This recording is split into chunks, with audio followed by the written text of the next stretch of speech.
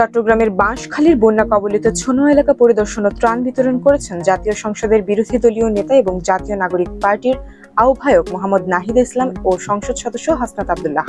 রবিবার সন্ধ্যায় তারা ছনুয়া কাজীপাড়া এলাকায় নৌকাযোগে বন্যা দুর্গতদের মাঝে জরুরি ত্রাণ সামগ্রী বিতরণ করেন।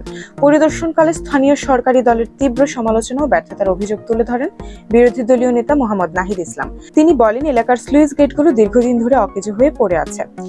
এর পাশাপাশি স্থানীয় প্রভাবশালী মাছের ঘের ব্যবসায়ীরা পানি উন্নয়ন বোর্ডের সাথে অনৈতিক নিয়োগও করে পানি আটকে রাখায় পাহাড়ি ঢলের পানি নামতে পারছে না।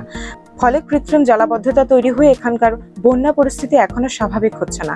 তিনি ক্ষতিগ্রস্তদের স্থায়ী পুনর্বাসনে সরকারকে দ্রুত দীর্ঘমেয়াদী ও টেকসই পরিকল্পনা নেওয়ার জোর আহ্বান জানান।